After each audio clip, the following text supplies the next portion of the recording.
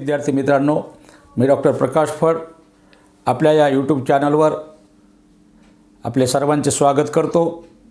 मी आज आपल्यासमोर वैदिक संस्कृती या विषयावर विवेचन करण्याचा प्रयत्न करणार आहे। आर्य हे कोण होते? आर्य कुठून आले? आर्यांचे मूळ वसतिस्थान काय होते? इत्यादी बाबींचा अभ्यास आपण आज करणार आहोत। मुळात आर्य हे भारताच्या वायव्य दिशेकडून भारतात आलेले असावेत। मध्य आशिया किंवा युरोपातील एखादा प्रदेश हे आर्यांचे मूळ वसतिस्थान असावे। संस्कृत, ग्रीक, लॅटिन, झेद या युरो भारतीय भाषांची जननी एक असावी असं अनेक इतिहासकारांचे मत आहेत। याबद्दल अनेक इतिहासकारांनी आपापल्या परीने मांडणी करण्याचा प्रयत्न केलेला आहे। त्या बाबतीत काही इतिहासकारांनी लिखित स्वरूपाची आणि अलिखित स्वरूपाची साधनेही मांडण्याचा प्रयत्न केला आहे। त्यामध्ये पुराबलिकीय साधने यामध्ये मुळात आर्य हे इराणमधील कसी नावाच्या शिलालेखामध्ये इसवी पूर्व 16व्या शतकामध्ये आर्यांचा उल्लेख सापडलेला आहे। आणि या कसी नावाच्या शिलालेखाच्या यानुसार आर्यांची एक टोळी इराणच्या येथून भारताकडे मार्गक्रमण करत गेलेली असावी असं त्यांनी या लेखात मांडण्याचा प्रयत्न केलेला आहे। यानुसार दुसरा लेख मध्य आशियातील मिळालेला आहे। या लेखामध्ये बोगजकुई नावाचा हा मध्य आशियातील शिलालेख आहे। या लेखात आर्यांच्या देवतांचं वर्णन केलेलं आहे। मग आर्यांच्या देवता कोणत्या होत्या? तर ते बोगजकुई या शिलालेखामध्ये त्याचा उल्लेख आलेला आहे। म्हणजे त्यांच्या देवता इंद्र, मित्र, वरुण आणि नास्तेय या देवतांचा उल्लेख हा बोगजकुई या शिलालेखामध्ये आलेला आहे। आणि हा शिलालेख मध्य आशियामध्ये सापडलेला आहे। या शिलालेखानुसार आर्य हे मध्य आशियातून आलेले असावेत असं एकूण सांगण्याचा प्रयत्न झालेला आहे। म्हणून इतिहासामध्ये काही त्या काळामध्ये ऋग्वेद काळातील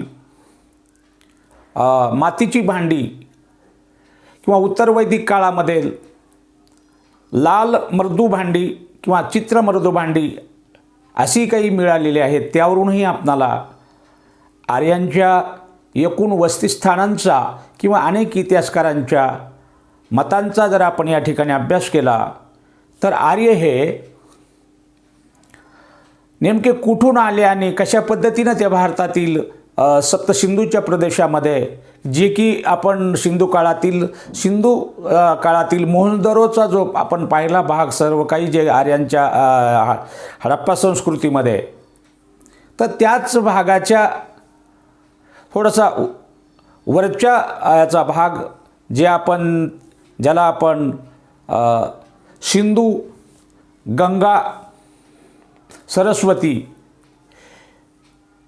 या ज्या भाग होता त्या भागाला समजा आर्यांनी आपलं पुढे चालून वसतिस्थान बनवलेलं आहे। म्हणजे एकूण हे आर्य हे मध्य आशियातून भटकंती करत शिकार, घोडे किंवा धनुष्यबाण असणारे आर्य हे यौदे असावेत असाही उल्लेख काही इतिहासकारांनी केलेला आहे. मुळात आर्य हा शब्द संस्कृत भाषेमधला असून आर्य या शब्दाचा अर्थ हा सभ्य किंवा श्रेष्ठ असाही होतो. म्हणजेच आर्य एक कसे होते तर आर्य एक श्रेष्ठ होते, पराक्रमी होते, एकूण याचा असा उल्लेख येतो. म्हणून अनेक इतिहासकारांनी आर्यांच्या मूळ वस्तीस्थानाबद्दल आपापली मतं मांडण्याचा प्रयत्न केलेला आहे. त्यामध्ये काही भारतीय इतिहासकार, ज्याला आपण स्वदेशी इतिहासकार, आणि काही विदेशी इतिहासकारांनी आर्यांच्या उगमस्थानाबद्दल आपली मते मांडलेली आहेत. आर्यांच्या एकूण कालखंडाबाबतीत किंवा आर्यांच्या एकूण संपूर्ण जीवनाबद्दल, त्यांचं सामाजिक जीवन असेल, त्यांचं राजकीय जीवन असेल, त्यांचं धार्मिक जीवन असेल, याबद्दल संपूर्ण माहिती ही मॅक्स मुलर यांनी सांगण्याचा प्रयत्न केलेला आहे. मॅक्स मुलर या इतिहासकारांनी आर्यांचं मूळ वस्तीस्थान हे मध्य आशियातील रोहडे या ठिकाणचे आर्य असावेत, कॅस्पियन समुद्राच्या पूर्वेला आणि इराणच्या उत्तरेला हा भाग असावा, असं एकूण मत मॅक्स मुलर या इतिहासकारांनी मांडलेलं आहे. यानंतर विदेशी बाजू मांडण्याच्या इतिहासकाराच्या प्रयत्नामध्येच लोकमान्य टिळक यांनी आर्थिक होम ऑफ द आर्यन्स या आपल्या ग्रंथामध्ये उत्तर ध्रुव हे आर्यांचे मूळ वस्तीस्थान असावे असं मत मांडलेलं आहे. परंतु एकूण उत्तर ध्रुव हा भाग अतिशय थंड असल्यामुळे काही इतिहासकारांनी हे मत योग्य नाही असंही मत मांडलेलं आहे. यानंतर आर्यांच्या मूळ वस्तीस्थानाबद्दल बंगाली इतिहासकार डॉक्टर येशी दास यांनी सुद्धा आपलं एक मन मांडलेलं आहे. त्यांच्या मतानुसार ऋग्वेदिक इंडिया या ग्रंथातून ते आपलं मत मांडतात. त्यांच्या मते सप्तसिंधूचा प्रदेश हाच आर्यांचे मूळ वस्तीस्थान असावा. म्हणजे सप्तसिंधूचा प्रदेशच हाच आर्यांचे मूळ वस्तीस्थान आहे असं त्यांनी आपलं मत मांडलेलं आहे. यानंतर स्वामी दयानंद सरस्वती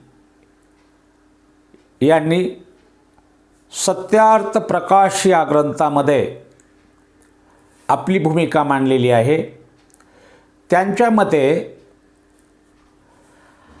आर्यांचे मूळ वस्तीस्थान हे तिबेट असावे.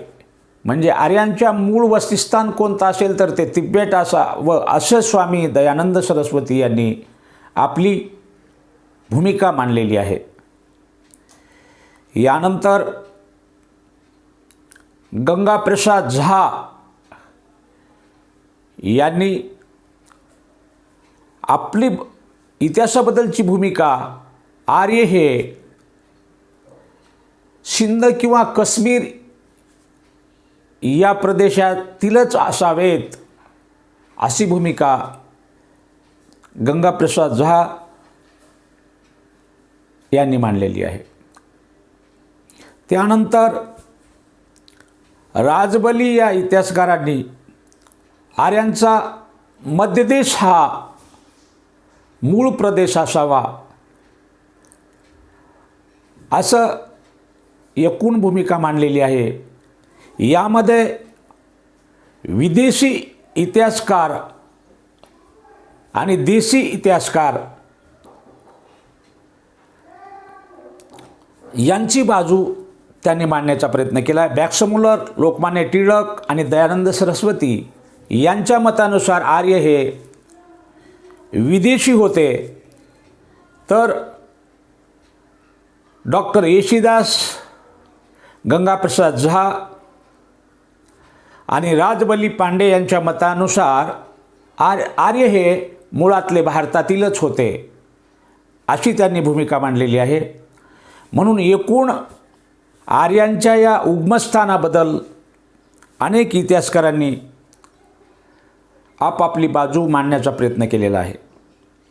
एकूण या काळामध्ये वेदांची निर्मिती झाली, म्हणून या काळाला वैदिक कालखंडही असे म्हणतात.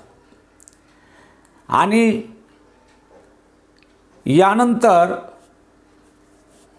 वेद रचले गेले, त्यामध्ये ऋग्वेद, सामवेद, यजुर्वेद आणि अथर्ववेद या वेदांची निर्मिती झाली. यांचा कालखंड हा इसवी पूर्व 1500 ते 1000 हा ऋग्वेदिक कालखंड म्हणून किंवा पूर्ववैदिक कालखंड म्हणून मानला जातो. याचे 2 भाग हे वेंटरनिट्झच्या इतिहासकारांनी पाडण्याचा प्रयत्न केलेला आहे.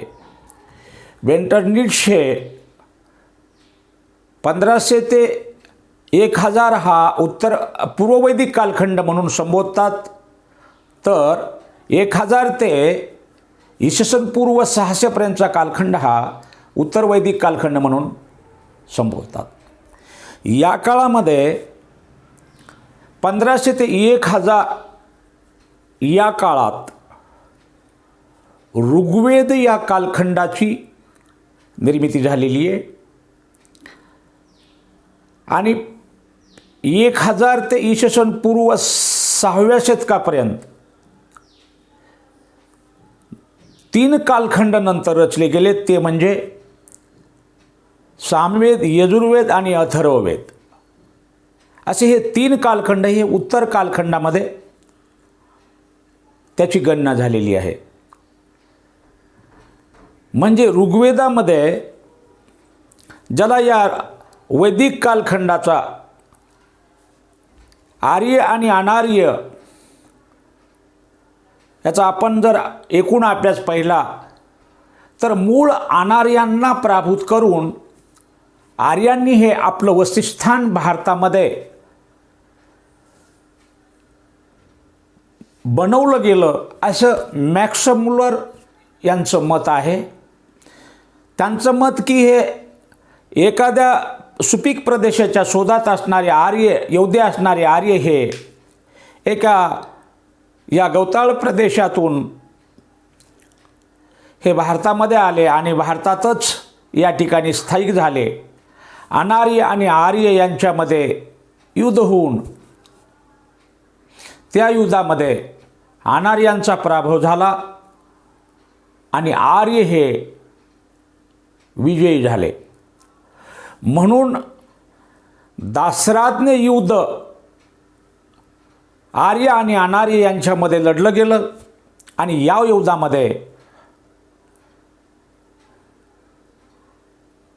आर्य हे विजयी झाले. म्हणून आर्य हा संस्कृत शब्द असून तो एक श्रेष्ठ असे आहेत, असं काही इतिहासकारांचं मत आहे. म्हणून या दासराज्ञ युद्धामध्ये 10 टोळ्या आणि भरत नावाची, सुदास नावाच्या राज्याची टोळी आणि अनु, द्रह्यू, तुर्वास, यदू, पुरू यांनी अशा ह्या इतर काही टोळ्या, 10 टोळ्या आणि भरत नावाची टोळी सु नावाची टोळी यांचं आणि भरत नावाच्या टोळीचं संगनमत होऊन सुदासाच्या नेतृत्वाखाली भरत टोळी अस्तित्वात येऊन या टोळीनं या दासराज्ञ टोळ्यांचा 10 टोळ्यांचा पराभव केला. म्हणून या युद्धाला दासराज्ञ युद्ध असे म्हणतात. या युद्धाचं प्रमुख कारण म्हणजे सुदास नावाच्या भरत टोळीच्या प्रमुख राजाने आपल्या पौरोहित्य पदावरून विश्वामित्राला काढून टाकलं आणि पौरोहित्य पदावर या ठिकाणी वशिष्ठ मुनींची नेमणूक केली. म्हणून त्या ठिकाणी चिडून जाऊन विश्वामित्राने एक अनार्य टोळ्यांचा संघ बनवला. जवळजवळ 40 वर्ष या आर्यांच्या विरोधामध्ये विश्वामित्रांनी अनार्य लोकांची टोळी घेऊन त्यांच्याबरोबर संघर्ष केला. शेवटी त्या युद्धामध्ये सुदास राजाचा विजय झाला. भरत नावाच्या टोळीचा विजय झाला. म्हणून आर्य आणि अनार्य यांच्यामध्ये अनार्य पराभूत झाले. परंतु अनार्यांना नष्ट करता आले नाही. समूळ पूर्णतः नष्ट अनार्यांना या ठिकाणी आर्यांना करता आलेलं नाही. म्हणून या ठिकाणी द्रविड, ज्याला आपण द्रविड म्हणजे आपण सिंधू कालामध्ये त्याला अनार्य असं म्हणतो, म्हणून द्रविड लोकांना अनार्य पराभूत करू शकले नाहीत. कारण की अनेक मग अनार्य टोळ्यांना या ठिकाणी पुरु नावाची अनार्य टोळी होती. शेवटी या टोळीला भरत नावाच्या टोळीनं सोबत घेतलं. म्हणजे समूळतः आर्यसुद्धा अनार्यांना नष्ट करू शकले नाहीत, द्रविडांना नष्ट करू शकले नाहीत. म्हणून या ठिकाणी शेवटी आर्य आणि अनार्य यांनी एकत्र येऊन पुढे आपण पाहिलं की वैदिक संस्कृती निर्माण झाली. आणि मग पुढे याच्यामधूनच आपण पाहिलेलं आहे की वर्णव्यवस्था वगैरे निर्माण झाल्या, ज्याला आश्रमी व्यवस्था असेल, वर्णव्यवस्था असेल. म्हणून या काळामध्ये भारतामध्ये ज्याला आपण पाहिलं की सप्तसिंधूचा प्रदेश जे काही आहे, गंगा सरस्वती किंवा सिंध सरस्वती आणि पुढे गंगा तटपर्यंतचा प्रदेश हा एकूण आर्यांचा हा विस्तार असावा. आर्यांनी या एवढ्या म्हणजे जे काही प्रदेश होता, सध्याचा पाकिस्तानातील पंजाब, भारतातील पंजाब आणि काश्मीर हा प्रदेश मिळून या ठिकाणी आपण पाहिलं की सिंधू काळातील या ठिकाणी सिंधूच्या ताब्यातील प्रदेश होता.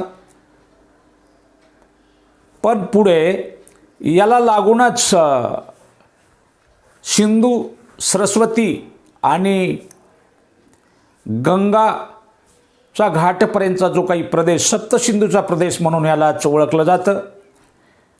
सध्याचा भारतातील पंजाब असेल, गुजरात असेल, हा सगळा एकूण राजस्थान हा प्रदेश संपूर्ण याला ब्रह्मवृत्त म्हणून आपण या ठिकाणी याला ओळखलं जात होतं. म्हणून या ब्रह्मवृत्त आणि आर्यावर्त या प्रदेशामध्ये या मिळून आपण पाहिलं की हे आर्य हे भारतामध्ये स्थायिक झालेले होते. सप्तसिंधूच्या प्रदेशामध्ये आर्य हे स्थायिक झालेले होते. ज्याला सध्याचा काश्मीर असेल किंवा या ठिकाणी आपण सिंधूचा प्रदेश असेल, गंगा, यमुना, सरस्वती हा जो काही भाग आहे याला काबूलचा भाग आपण म्हणतो. कुरम, या ठिकाणी गमूल, झेलम, चिनाब, रावी, बियास, सतलज आणि भारतातील काही गंगा, सरस्वती, यमुना या नदीचा भाग हा आर्यांच्या नेतृत्वाखाली स्थिर होऊ लागला. सिंधू संस्कृतीच्या नंतर जी संस्कृतीचा आपण पाहिलं की या ठिकाणी विकसित झाली ही संस्कृती, या संस्कृतीला थोडक्यामध्ये आपण ग्रामीण संस्कृती असं म्हणतो. म्हणजे आर्यांचा विकास हा ग्रामीण भागापासून सुरुवात झालेली आहे. आणि सिंधू काळातील विकास हा आपण पाहिलं की आपण नागरी संस्कृती म्हणून या ठिकाणी आपण सिंधू संस्कृतीकडे पाहिलं जातं. पण या ठिकाणी आर्य संस्कृती ही ग्रामीण संस्कृती होती आणि ग्रामीण संस्कृतीला सुरुवात ही आर्यांच्या काळापासून झालेली आहे.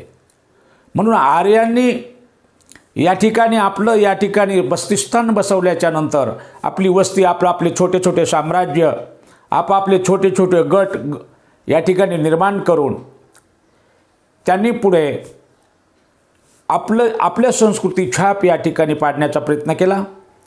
या आर्यांनी भारतामध्ये काही आपला ठेवा समूळ त्या ठिकाणी आर्यांनी भारतीय इतिहासाचं संपूर्ण साधने म्हणूनच आपण या ऋग्वेद कालखंडाकडे पाहिलं जातं. सिंधू संस्कृतीच्या 1921ला जेव्हा सिंधू संस्कृतीची निर्मिती झाली त्यापूर्वी आपण फक्त वेदापासूनच भारतीय इतिहासाला सुरुवात झाली असं आपण पाहतो, असं म्हणत होतो. अनेक इतिहासकार असं म्हणायचे. पण आज जर आपण असं पाहिलं तर यापूर्वी सिंधू काळापासून सुरुवात झाली आणि त्याला आपण नागरी सभ्यता असं म्हणतो. आणि आपण ज्याला आर्य संस्कृती जी आहे ती आपण त्याला ग्रामीण सभ्यता म्हणून ग्रामीण भागापासून या ठिकाणी या संस्कृतीचा विकास झाला असं म्हटलं जातं. म्हणून या काळामध्ये अतिशय महत्त्वाच्या घटना घडल्या. या काळात ज्याला आपण इसवी 1500 ते 1000 म्हणजे 500 वर्षाचा इतिहास हा या काळामध्ये ऋग्वेद हा रचल्या गेला. ऋग्वेदाची निर्मिती झाली म्हणून या काळाला ऋग्वेद कालखंड असंही म्हटलेलं आहे. आता ऋग्वेद जे काही रचले जातात, ज्यांनी काही त्या ठिकाणी ऋग्वेदाची माहिती सांगितली गेलेली असते त्याला आपण त्यालाच होत्री असं म्हटलेलं आहे. म्हणून त्याला होत्री असं म्हणतात आणि यालाच ऋग्वेदाला श्रुती असं म्हणतात. मग आता ऋग्वेदाची निर्मिती काही इतिहासकार ब्रह्मदेवाच्या किंवा भगवंताच्या मुखातून झाली आणि भगवंतानं ते आपल्या ऋषीमुनींना सांगितली. ऋषीमुनींनी आपल्या शिष्यांना सांगितली आणि शिष्यांनी परत आपल्या इतर ह्याच्यामध्ये प्रसार केला. म्हणून याला श्रुती असंही म्हटलेलं आहे वेदांना. म्हणून या ठिकाणी श्रुती आणि ऋग्वेदामध्ये आपण पाहिलं की 10 मंडल आहेत आणि 1500 ते इसवी पूर्व 1000 या काळापर्यंत त्यांनी 10 मंडलं 128 ही सूक्त सांगितलेले आहेत. आणि त्यामध्ये याचा उपवेद म्हणून जे काही आपण आता सध्या आपल्या देशामध्ये आयुर्वेद म्हणून चालतं तर त्यालाच ऋग्वेदाचा उपवेद असं आपण या ठिकाणी आयुर्वेदाला म्हणतो. म्हणून या ठिकाणी 10 मंडलामध्ये आपण तिसरं मंडल जे आहे त्यामध्ये विश्वामित्रांनी या ठिकाणी काही मंत्र रचलेले आहेत. ते आपल्या ह्याच्यामध्ये विश्वामित्रानं केलेल्या या मंत्राचा ज्याला ओम भूर्भुवस्व हा जे त्यांनी मंत्र गायत्री नावाचा मंत्र सांगितला आहे, जे की आपण आत्तापर्यंत आपण त्या मंत्राचा उच्चार करतो आपल्या हिंदू संस्कृतीमध्ये. ते मंत्र हा विश्वामित्रांनी याच्यामध्ये तिसऱ्या मंडलामध्ये सांगण्याचा प्रयत्न केलेला आहे. म्हणून एकूण मंडल म्हणजे आपण थोडक्यामध्ये 10 पाठ समजू त्याला किंवा 10 प्रकरणे पाहू आपण असं म्हणू शकतो. म्हणून 7व्या मंडलामध्ये किंवा 9वं मंडल असेल या ठिकाणी सोमयाग किंवा या ठिकाणी सोमदेवतेचा उल्लेख या ठिकाणी केलेला आहे. आणि 8वं मंडल जे आहे आणि 10व्या मंडलामध्ये पुढे वर्णव्यवस्थेचा अभ्यास या ठिकाणी आलेला आहे. म्हणून ऋग्वेद काळामध्ये अशा पद्धतीची या ठिकाणी ऋग्वेदामधली माहिती आहे. म्हणजे एकूण ऋग्वेद हे जवळपास 500 वर्षापर्यंत या ठिकाणी याचा अभ्यास करण्यात आलेला आहे. म्हणून या काळाला वेदरचित ह्या ठिकाणी, म्हणून याला अपौरुषीय तत्त्वज्ञान असंही म्हटलं गेलेलं आहे. का तर हे एखाद्या व्यक्तीकडून या ठिकाणी ऋग्वेदाची माहिती सांगितलेली नाही या ऋग्वेदांची, तर ती म्हणजे एखाद्या भगवंतांनी या ठिकाणी सांगितलेली, म्हणून त्याला श्रुती म्हणजे एकापासून दुसऱ्याला सांगितलं आहे, या ठिकाणी लिखित स्वरूपात लिहिलेलं नाही. नंतर जे आपण ब्राह्मणाच्या लिखित या ठिकाणी वेदाचा जे सविस्तर भाग पुढे ब्राह्मणांनी सांगितला, म्हणून त्यांना ब्राह्मणके असं म्हटलेलं आहे. त्याच्यातच पुढे ब्राह्मणके, आरण्यके आणि त्याच्यानंतर आपण उपनिषदे असं सांगितलं आहे वेदामध्ये. ब्राह्मणांनी पुढं ऋग्वेदाचा जो सविस्तर पुढे अभ्यास हा ब्राह्मणांनी केला, म्हणून त्याला ब्राह्मणके म्हणायचं. पुढे आरण्यामध्ये काही ग्रंथ निर्मिती झाली, म्हणून त्याला आरण्यके असं म्हणायचं. आणि उपनिषदे पुढे 108 उपनिषद सांगितले गेलेले. त्यामध्ये या 108 उपनिषदाचा अर्थ असा आहे की गुरुच्या जवळ बसून या ठिकाणी ती लिहिली गेलेली ते उपनिषद. 108 उपनिषदासुद्धा आपणाला या वेदांच्या एकूण ऋग्वेदाबद्दल किंवा आर्यांच्या एकूण अभ्यासक्रमासाठी, आर्यांची संस्कृती समजून घेण्यासाठी, भारतीय हिंदू फिलॉसॉफी समजून घेण्यासाठी अतिशय उपयुक्त आहेत.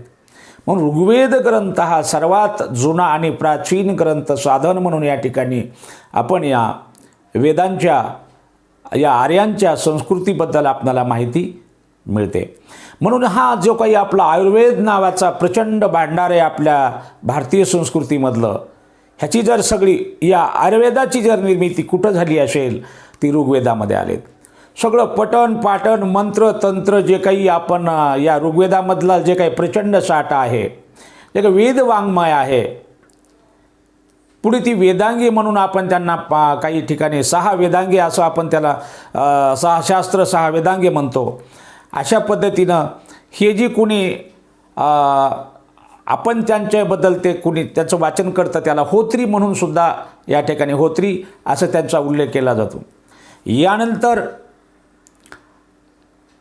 यजुर्वेद नावाचा ग्रंथामध्ये वेद हा यजुर्वेद नावाचा वेद, आणि यामध्ये सुद्धा प्रचंड प्रमाणात हा यजुर्वेद ग्रंथ हा नंतर जवळपास 1500 1000 ते पूर्व 500 या काळामध्ये रचला गेलेला आहे. म्हणून हा जे आहे ते उत्तर वैदिक कालखंडाचा भाग आहे. उत्तर वैदिक कालखंडामध्ये यजुर्वेद, धनुर्वेद जे काही आपण पाहिलं, ऋग्वेद, यजुर्वेद, सामवेद आणि अथर्ववेद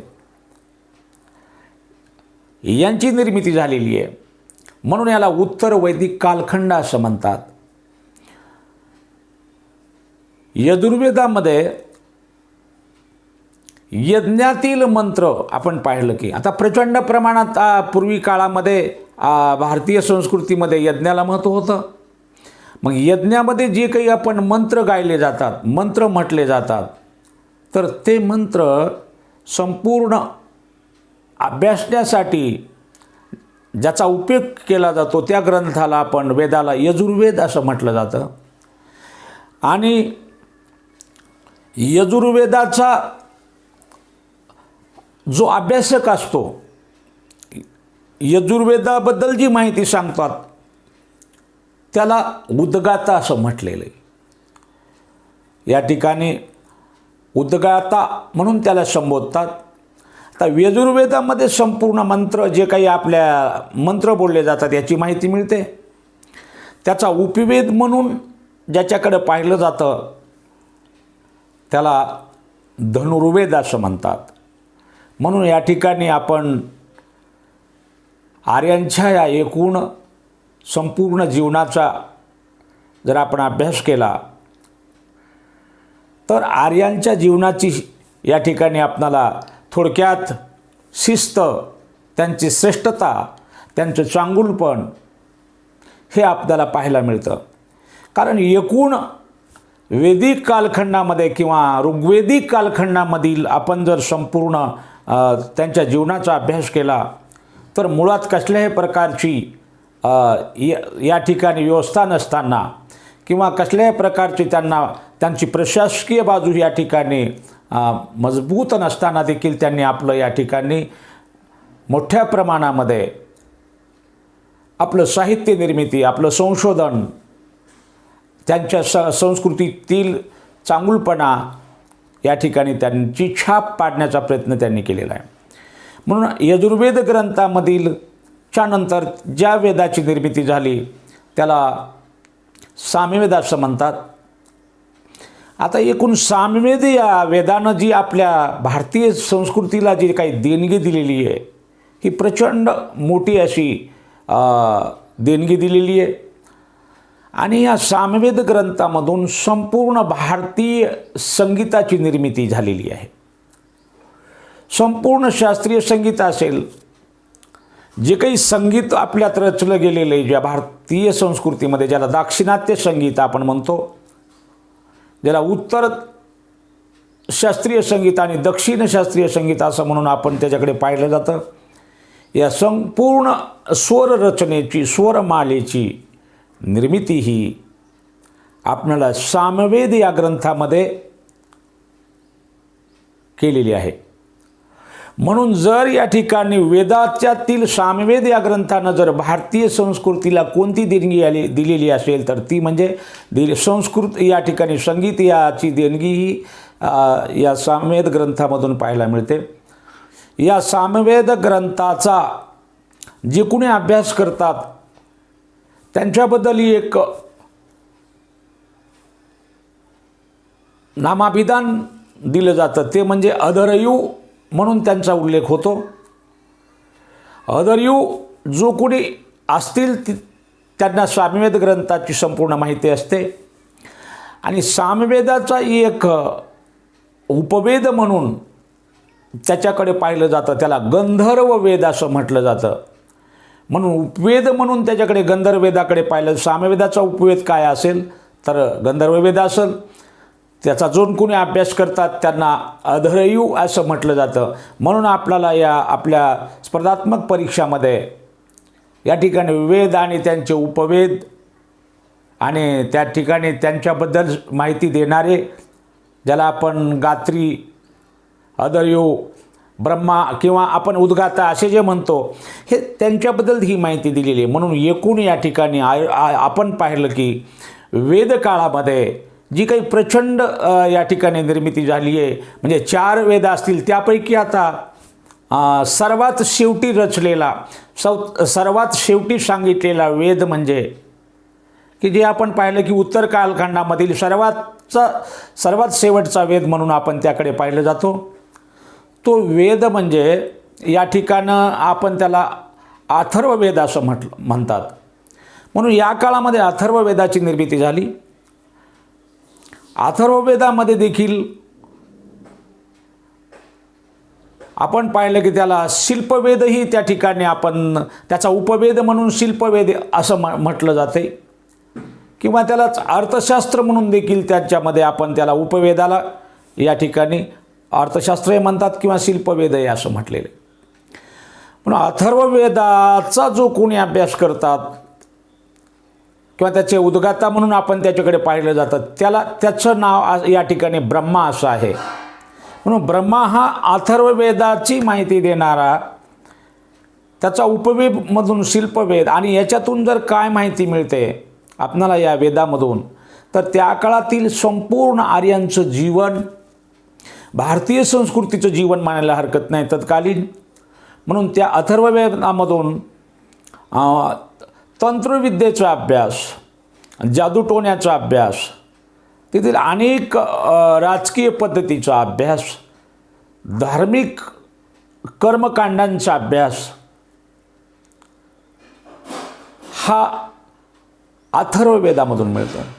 तसंच राजकीय पद्धती, वेदकाळातील सामाजिक जीवन काय होतं, तिथलं राजकीय जीवन काय असेल, याचा जर संपूर्ण अभ्यास आपल्याला पाहायचा असेल तर तो संपूर्ण अभ्यास हा वैदिक कालखंडामध्ये पाहायला मिळतो.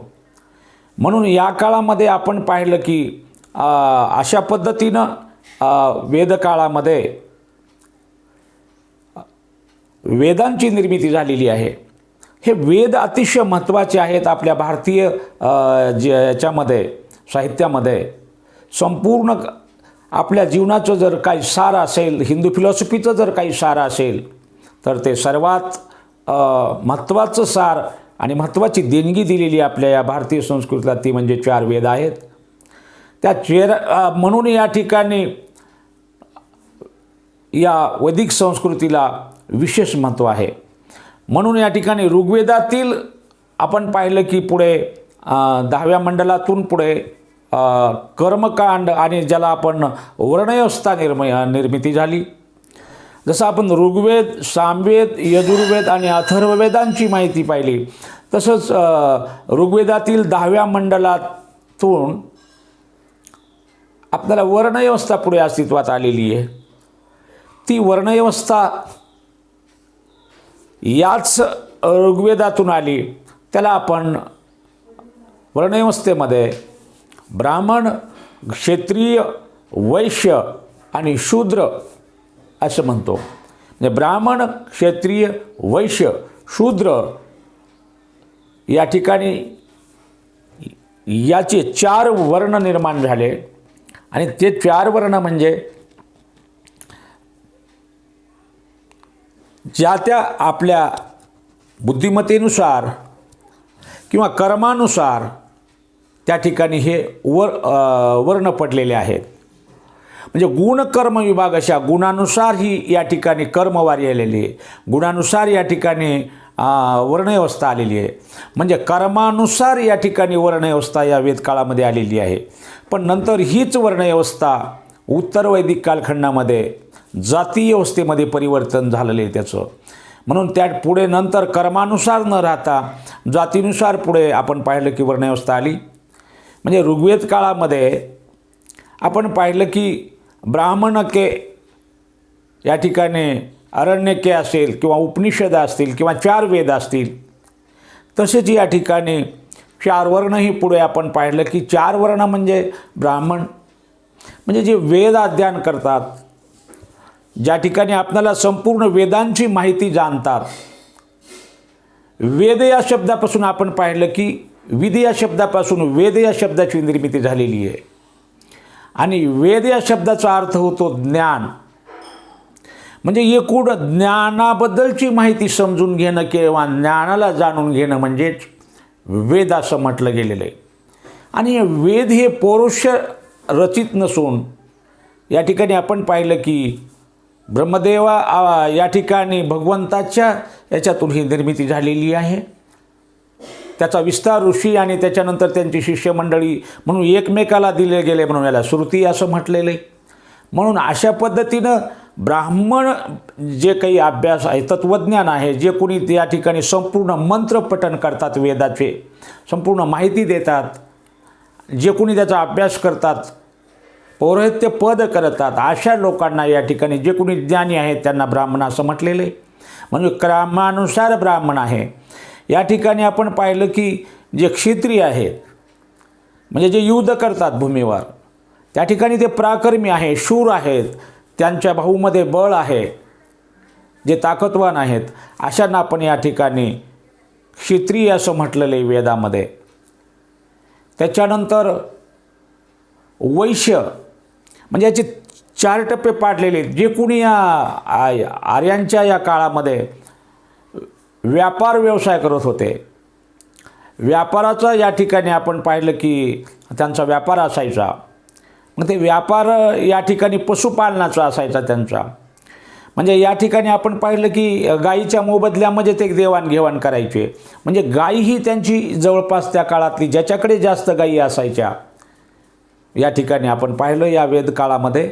तर त्या ठिकाणी आर्य काळामध्ये ज्याच्याकडे गायी जास्त, पशुपालन ज्याच्याकडे जास्त आहे प्रचंड प्रमाणात, ते अतिशय श्रेष्ठ आणि श्रीमंत असायचे. म्हणून या ठिकाणी जो व्यवसाय करायचे आणि जो व्यवसाय ज्याचा चांगला चालायचा त्याला मग आपण या ठिकाणी पाहिलं की त्यांना वैश्य असं म्हटलेलं आहे. आणि जे शूद्र आहेत त्या काळामध्येही जे म्हणजे ज्याच्याकडे तेवढं ज्ञान नाही आहे, ज्याच्या भाऊमध्ये तेवढं बळ नाही आहे, ज्याला व्यापार व्यवसायही जमत नाही आहे, मग असा जो वर्ग होता तर तो कर्मानुसार या ठिकाणी ह्याच्यामध्ये गणला गेला. सेवा करण्यामध्ये त्याचं नाव पुढे आलं, म्हणून त्या ठिकाणी त्यांना वर्णव्यवस्थेमध्ये शूद्र असं म्हटलं गेलं आहे. पण या जातीवर न राहता कर्मानुसार या ठिकाणी वेदकाळामधील ऋग्वेदामध्ये त्यांना त्या 10व्या मंडलात जे सांगितलं गेलेले, तर त्याच्यामध्ये या ठिकाणी कर्मानुसार त्याची मांडणी झालेली आहे. म्हणून या ठिकाणी जे काही आपण पाहिलं की ऋग्वेद काळामध्ये जे काही महत्त्व होतं ते अतिशय सर्वसामान्यालासुद्धा तेवढीच किंमत होती.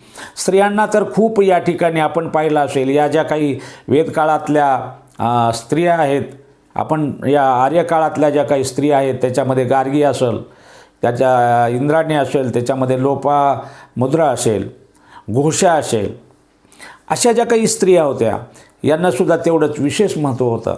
म्हणजे या ठिकाणी उपनयन करण्याचा अधिकारसुद्धा या ठिकाणी 4ही वर्णाला होता. म्हणजे जे काही कर्म व्यवस्थेनुसार या ठिकाणी ब्राह्मण, क्षत्रिय, वैश्य, शूद्र असे निर्माण झालेले आहेत, तर यांना उपनयन करण्याचा अधिकार या ठिकाणी ऋग्वेद काळामध्ये होता. आणि ऋग्वेद काळामध्ये जे काही त्याचा उपनयन संस्कार व्हायचे तर ते स्त्रियांनासुद्धा उपनयनाचा अधिकार होता. म्हणजे या काळातील स्त्रीसुद्धा पुरुषाच्या बरोबरीनं तेवढ्याच तोडीचं कार्यही त्या ठिकाणी स्त्री करत असे. म्हणजे एकूण ऋग्वेद काळातील संस्कृती जर पाहिली किंवा तिथलं त्यांचं संपूर्ण जर त्यांचं जीवनमान पाहिलं तर अशा पद्धतीनं आपण त्यांच्या या एकूण त्यांची कर्मव्यवस्था, आपण त्यांची वर्णव्यवस्था, त्याच्यानंतर आपण त्यांचं 4 वेदांची निर्मिती कशी झालेली आहे, आर्य कोण होते, आर्यांचं मूळ वस्तिस्थान काय आहे, वेदांचा निर्मिती कशी झालेली आहे इत्यादी अभ्यासक्रम हा आपण या वेदकालीन वैदिक संस्कृतीमध्ये आपण पाहिलेला आहे. आता याच्यानंतरचा जो काही भाग आहे तर तो आपण दुसरा म्हणजे त्याचं सामाजिक जीवन काय आहे आर्यांचं, त्यानंतर त्यांचं राजकीय जीवन काय आहे, हा भाग जे आहे ते पुढील भाग क्रमांक 2मध्ये पाहणार आहोत. जर आपल्याला हा व्हिडिओ आवडला असेल तर लाईक करा, शेअर करा आणि असेच नवनवीन व्हिडिओ पाहण्यासाठी या चॅनलला सबस्क्राईब करा. मी भेटतो आपल्याला अशाच एका नवीन व्हिडिओमध्ये एका नवीन विषयासोबत. तोपर्यंत